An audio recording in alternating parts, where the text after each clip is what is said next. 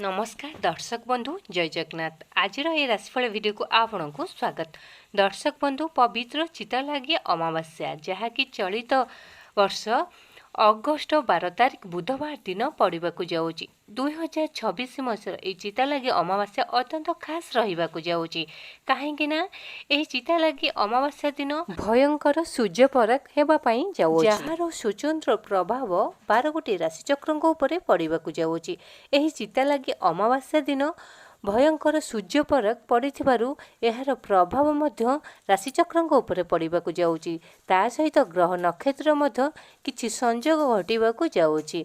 यार स्वतंत्र प्रभाव 12 गोटी राशिचक्र पड़ू से 5 गोटी भाग्यशाली राशि होगाक जाऊँगी। जहाँकि 12 गोटी राशिचक्र भितर 5 गोटी राशि होगाक जाऊँगी अत्यंत महाभाग्यशाली। यही भाग्यशाली राशिचक्र जीवन में हाथी ढाळवाक जाऊँगी सुनार कलश। माँ लक्ष्मी शुभ आशीर्वाद रहा जाऊँगी पवित्र चिता लगी अमावास्या ठारू कहीं दिनटी अत्यंत भयंकर सूर्य परख घटवाक जाऊँगी। जहाँकि आम भारत को दुष्यमान नहेले यार प्रभाव किसी आंशिक ग्रह नक्षत्र पड़वाक जाऊँगी। सेथिमध्यरु दुर्लभ महाजग सहित रवि सिद्धि योग एवं लक्ष्मी नारायण योग सृष्टि होगापाई जाऊँगी पवित्र चिता लगी अमावास्या। जहाँकि ये पवित्र चिता लगी अमावास्या दिन सूर्य पराग पड़ुथिबारु यह भारत को दुष्यमान नहेले यार ग्रह नक्षत्र शुभ प्रभाव पड़वाक जाऊँगी। जहाँ फल कि 5 गोटी भाग्यशाली राशिचक्र जीवन मोड़ अचानक बदलवा सहित स्वयं माँ लक्ष्मी शुभ आशीर्वाद एवं अशेष कृपा मिलवाक जाऊँगी भाग्यशाली 5 गोटी राशिचक्र जीवन में। दर्शक बंधु हुए तो भाग्यशाली 5 गोटी राशिचक्र भितर आपण राशि थाईपे। आपण मैंने जब मो चैनल को सब्सक्राइब करना तो सहृदय स्वयं माँ लक्ष्मी को श्रद्धा एवं भक्ति करती तो वीडियो को लाइक करूँ, शेयर करूँ, कमेंट बॉक्स जय माँ लक्ष्मी लिखि जणाइबा सहित चैनल टी को सब्सक्राइब करूँ। तो एबे आसन जानिबा से भाग्यशाली 5 गोटी राशिचक्र विषय। दर्शक बंधु मु प्रति वीडियो रे आपण मानकु कहे जीवन अच्छी तो समस्या अच्छी, समस्या अच्छी तो समाधान भी अच्छी। आपण केबे भी दुख समय रे समस्या समय रे भांगी पड़ंतु नाही। निजर मनोबल को दृढ़ रखंतु। प्रतिटी समस्या समय रे दुख समय रे साहसर सहित धैर्यर सहित से सबू को सामना करंतु। देखिए निश्चय सफलता आपण हाथ मुठा को आसीबा और आपण दिने दिने सफलतार शीर्ष रे थिबे। भगवान को ऊपर सदा सर्वदा विश्वास एवं भरोसा रखंतु। देखिए निश्चय आपण प्रतिटी कार्य कृतकार्य लाभ करने सहित सफलता आपण को अति सहज मिल जिवो। तो दर्शक बंधु एवं आसन जानिबा से भाग्यशाली 5 गोटी राशिचक्र विषय। प्रथम भाग्यशाली राशि होउसंती मेष राशि। मेष राशि व्यक्ति अत्यंत शुभ समय चलवाक जाऊँगी पवित्र चिता लगी अमावास्या ठारू। यही चिता लगी अमावास्या ठारू आपण जीवन मोड़ अचानक बदलवाक जाऊँगी। हाथी ढाळवाक जाऊँगी सुनार कलश। पुला पुला टंका गादी बसवाक जाऊँगी आपण। भाग्य आपण को पुनः साथ देव। आशा ठारू अधिक आशाजनक फल आपण को मिल। आपण जेकोसी कार्य करंतु निश्चय सक्सेस पाइबे। चाकरी क्षेत्र में आपणकर प्रमोशन होगा सहित दरमा वृद्धि पाइपे। शिक्षा क्षेत्र में जेकोसी एग्जाम बा इंटरव्यू दिंतु निश्चय सक्सेस पाइबे। विदेश यात्रा कर जोग बनुछि। आपण जीवन में लगी रही दुख कष्ट समस्यार अंत घटव। सूर्य परि चमकवाक लगे आपण भाग्य। प्रतिटी कार्य आपणकर शुभ एवं मंगलमय होगापाई जाऊँगी स्वयं माँ लक्ष्मी को शुभ आशीर्वाद पवित्र चिता लगी अमावास्या ठारू। एवं आसन जानिबा द्वितीय भाग्यशाली राशिचक्र विषय। द्वितीय भाग्यशाली राशि होउसंती वृष राशि।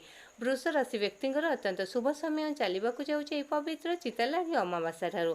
आपण जीवन मोड़ अचानक बदलवाक जाऊँगी। भाग्य आपण को पुनः साथ देव। इतिहास रचिबाक जाउछन्ते आपण जेकोसी कार्य करंतु निश्चय सक्सेस पाइबे। चाकरी क्षेत्र हेउ शिक्षा क्षेत्र हेउ निश्चय आपण कृतकार्य लाभ करिवे। शिक्षा क्षेत्र में आपण विदेश यात्रा करने सहित आपण जेकोसी एग्जाम बा इंटरव्यू देउछन्ते किंबा कॉम्पिटिटिव एग्जाम देउछन्ते निश्चय सक्सेस पाइबे। चाकरी क्षेत्र में आपणकर प्रमोशन होगा सहित दरमा वृद्धि पाइपे। आपण कार्यकलाप को देखि ऊपर अधिकारी आपण को प्रशंसा करें। आपणकर प्रतिटी कार्य निश्चय सक्सेस मिल। आपण जीवन में दीर्घ दिन धरी लगी रही दुख कष्ट समस्यार अंत घटव। भाग्य आपण को पुनः साथ देव। प्रतिटी क्षेत्र में आप सफलता पाइबा सहित ଆପଣ ବିଜନେସ୍ ବାଣିଜ୍ୟ କରୁଛନ୍ତି ନିଶ୍ଚୟ ସକ୍ସେସ୍ ପାଇବେ ଏବଂ ଆପଣ ବିଦେଶରେ ମଧ୍ୟ ବିଜନେସ୍ ଆରମ୍ଭ କରିବାକୁ ଚାହୁଁଛନ୍ତି ତ ନିଶ୍ଚୟ ଆରମ୍ଭ କରିପାରନ୍ତି। ଭାଗ୍ୟ ଆପଣଙ୍କୁ ପୁନଃସାଥ ଦେଉଥିବାରୁ ନିଶ୍ଚୟ ସଫଳତା ଆପଣଙ୍କ ହାତ ମୁଠକୁ ଆସିବ।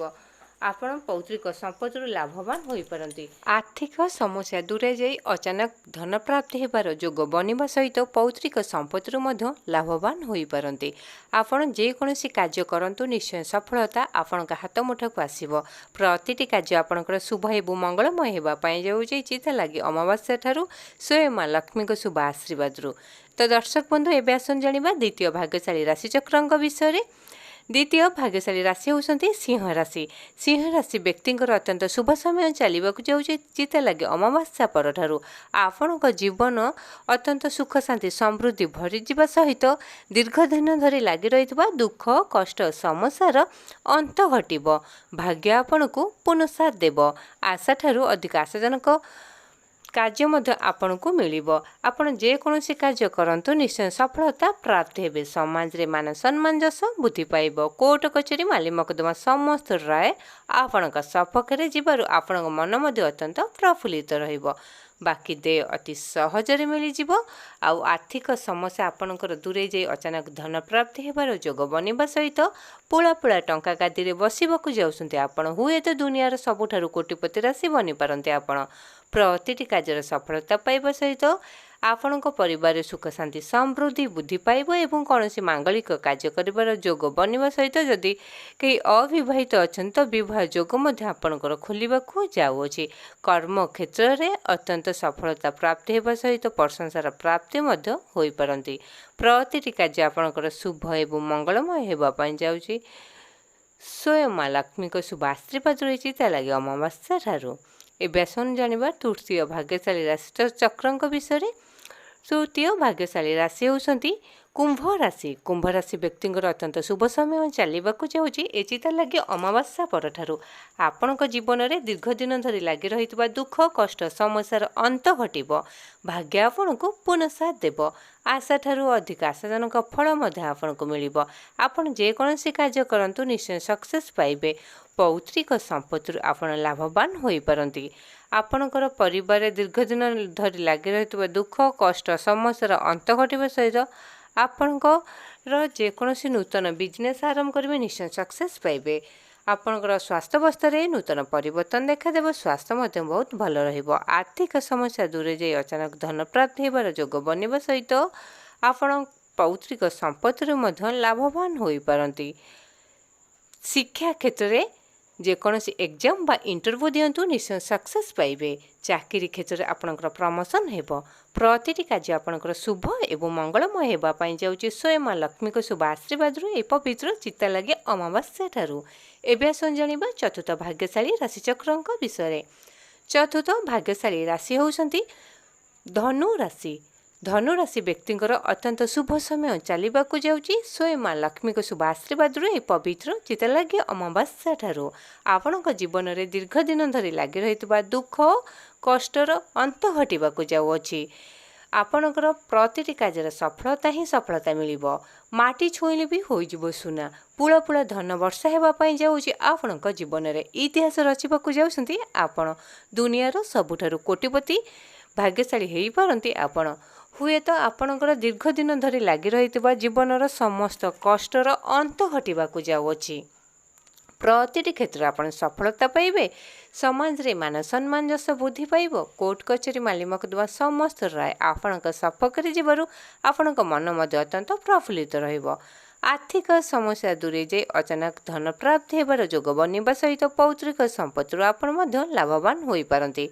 ପ୍ରତିଟି କାର୍ଯ୍ୟର ସଫଳତା ପାଇବା ସହିତ ଆପଣ ଯେକୌଣସି କାର୍ଯ୍ୟରେ ହାତ ଦିଅନ୍ତୁ ନିଶ୍ଚୟ ଆପଣଙ୍କ ହାତ ମୁଠାକୁ ହିଁ ସେ କାର୍ଯ୍ୟଟି ଆସିବ। କାହିଁକି ନା ଆପଣଙ୍କ କୁଣ୍ଡଳୀରେ ସ୍ୱୟଂ ମା ଲକ୍ଷ୍ମୀଙ୍କର ଶୁଭ ଆଶୀର୍ବାଦ ପଡ଼ିଥିବାରୁ ଆପଣଙ୍କର କୁଣ୍ଡଳୀର ସ୍ଥିତି ଅତ୍ୟନ୍ତ ମଜବୁତ ରହିବାକୁ ଯାଉଅଛି। ପ୍ରତିଟି କ୍ଷେତ୍ରରେ ସଫଳତା ହିଁ ସଫଳତା ମିଳିବାକୁ ଯାଉଅଛି। ଆପଣ ଯଦି ନୂତନ ଧାର୍ମିକ ସ୍ଥାନକୁ ବୁଲିବାକୁ ଯାଉଛନ୍ତି ତ ନିଶ୍ଚୟ ଯାଇପାରନ୍ତି। କାହିଁକି ନା ରାଜନୈତିକ କ୍ଷେତ୍ରରେ ମଧ୍ୟ ଆପଣ ପ୍ରଶଂସା ପାଇପାରନ୍ତି। ସମାଜ କଲ୍ୟାଣର ମନ ବଳାଇବାରୁ ଆପଣଙ୍କୁ ମଧ୍ୟ ପ୍ରଶଂସାର ପାତ୍ର ହେବା ସହିତ ଆପଣ ଦୀର୍ଘ ଦିନ ଧରି ଯେଉଁ ଲାଗି ରହିଥିଲା ସବୁ ଚିନ୍ତା ଦୁଃଖ ସେସବୁର ମଧ୍ୟ ଅନ୍ତ ଘଟିବାକୁ ଯାଉଅଛି। ଆପଣଙ୍କର ସନ୍ତାନ ସନ୍ତତିଙ୍କ ପାଇଁ ଯେଉଁ ଚିନ୍ତା ଥିଲା ସେସବୁ ଏବେ ଦୂରେଇ ଯିବ। ସନ୍ତାନ ସନ୍ତତି ଆପଣଙ୍କୁ ଖୁସିର ଖବର ଆଣିଦେବେ। ଶିକ୍ଷା କ୍ଷେତ୍ରରେ ଆପଣ ବିଦେଶ ଯାତ୍ରା କରିବାର ଯୋଗ ମଧ୍ୟ ବନୁଅଛି। ପ୍ରତିଟି କାର୍ଯ୍ୟ ଆପଣଙ୍କର ଶୁଭ ଏବଂ ମଙ୍ଗଳମୟ ହେବା ପାଇଁ ଯାଉଛି ସ୍ୱୟଂ ମା ଲକ୍ଷ୍ମୀଙ୍କ ଶୁଭ ଆଶୀର୍ବାଦରୁ ଏହି ପବିତ୍ର ଚିତାଲାଗି ଅମାବାସ୍ୟା ଠାରୁ। ଏବେ ଆସନ୍ତୁ ଜାଣିବା ଶେଷ ବା ପଞ୍ଚମ ଭାଗ୍ୟଶାଳୀ ରାଶିଚକ୍ରଙ୍କ ବିଷୟରେ। ପଞ୍ଚମ ଭାଗ୍ୟଶାଳୀ ରାଶି ହେଉଛନ୍ତି ମୀନ ରାଶି। ମୀନ ରାଶି ବ୍ୟକ୍ତିଙ୍କର ଅତ୍ୟନ୍ତ ଶୁଭ ସମୟ ଚାଲିବାକୁ ଯାଉଛି ଏହି ପବିତ୍ର ଚିତାଲାଗି ଅମାବାସ୍ୟା ଠାରୁ। ଆପଣଙ୍କ ଜୀବନରେ ଦୀର୍ଘ ଦିନ ଧରି ଲାଗି ରହିଥିବା ଦୁଃଖ କଷ୍ଟ ସମସ୍ୟାର ଅନ୍ତ ଘଟିବ। ଭାଗ୍ୟ ଆପଣଙ୍କୁ ପୁନଃ ସାଥ ଦେବ। ଆଶାଠାରୁ ଅଧିକ ଆଶାଜନକ ଫଳ ମଧ୍ୟ ଆପଣଙ୍କୁ ମିଳିବ। ମାଟି ଛୁଇଁଲେ ବି ହୋଇଯିବ ସୁନା। ସୂର୍ଯ୍ୟଙ୍କ ପରି ଚମକିବାକୁ ଉଠିବ ଆପଣଙ୍କ ଜୀବନ। ପ୍ରତିଟି କ୍ଷେତ୍ରରେ ସଫଳତା ହେବା ସହିତ ଆପଣ ଯେକୌଣସି କାର୍ଯ୍ୟ ଆରମ୍ଭ କରନ୍ତୁ ନିଶ୍ଚୟ ସକ୍ସେସ୍ ମିଳିବାକୁ ଯାଉଅଛି। ପୌତ୍ରିକ ସମ୍ପତ୍ତିରୁ ଲାଭବାନ ହେବା ସହିତ ଆର୍ଥିକ ସମସ୍ୟା ଦୂରେଇ ଯାଇ ଅଚାନକ ଧନ ପ୍ରାପ୍ତି ହେବାର ଯୋଗ ମଧ୍ୟ ବନୁଅଛି। କର୍ମକ୍ଷେତ୍ରରେ ମନ ବଳାଇ ଆପଣ ପ୍ରତିଟି କାର୍ଯ୍ୟକୁ ଅତି ସହଜରେ ମଧ୍ୟ ତୁଲେଇ ପାରିବେ। ଆପଣଙ୍କ ଜୀବନରେ ଦୀର୍ଘ ଦିନ ଧରି ଲାଗି ରହିଥିବା ଦୁଃଖ କଷ୍ଟ ସମସ୍ୟାର ଅନ୍ତ ଘଟିବ। ଭାଗ୍ୟ ଆପଣଙ୍କୁ ପୁନଃ ସାଥ ଦେବ। ପରିବାରରେ ସୁଖ ଶାନ୍ତି ସମୃଦ୍ଧି ବୃଦ୍ଧି ପାଇବା ସହିତ ଆପଣଙ୍କ ପରିବାରରେ କୌଣସି ମାଙ୍ଗଳିକ କାର୍ଯ୍ୟ କରିବାର ଯୋଗ ବନୁଅଛି। ତା ସହିତ ନୂତନ ଗୃହ ନୂତନ ଯାନ ମଧ୍ୟ କ୍ରୟ କରିପାରନ୍ତି। ପ୍ରତିଟି କାର୍ଯ୍ୟ ଆପଣଙ୍କର ଶୁଭ ଏବଂ ମଙ୍ଗଳମୟ ହେବା ପାଇଁ ଯାଉଅଛି ଏହି ପବିତ୍ର ଚିତାଲାଗି ଅମାବାସ୍ୟା ଠାରୁ ସ୍ୱୟଂ ମା ଲକ୍ଷ୍ମୀଙ୍କ ଶୁଭ ଆଶୀର୍ବାଦରୁ। ତ ଦର୍ଶକ ବନ୍ଧୁ ଏଇ ଥିଲା ଭାଗ୍ୟଶାଳୀ ରାଶିଚକ୍ରଙ୍କର ଭାଗ୍ୟଫଳ, ଯାହାକି ଏହି ପବିତ୍ର ଚିତାଲାଗି ଅମାବାସ୍ୟା ଠାରୁ ଭାଗ୍ୟର ମୋଡ଼ ବଦଳିବା ସହିତ ଇତିହାସ ରଚିବାକୁ ଯାଉଛନ୍ତି ଏହି 5ଗୋଟି ଭାଗ୍ୟଶାଳୀ ରାଶିଚକ୍ର। ସ୍ୱୟଂ ମା ଲକ୍ଷ୍ମୀଙ୍କର ଶୁଭ ଆଶୀର୍ବାଦ ଏବଂ ଶୁଭ କୃପା ମଧ୍ୟ ରହିବାକୁ ଯାଉଅଛି। କୁଣ୍ଡଳୀର ସ୍ଥିତି ଅତ୍ୟନ୍ତ ମଜବୁତ ରହିବାକୁ ଯାଉଛି ଏହି ଭାଗ୍ୟଶାଳୀ 5ଗୋଟି ରାଶିଚକ୍ରଙ୍କ ଜୀବନରେ।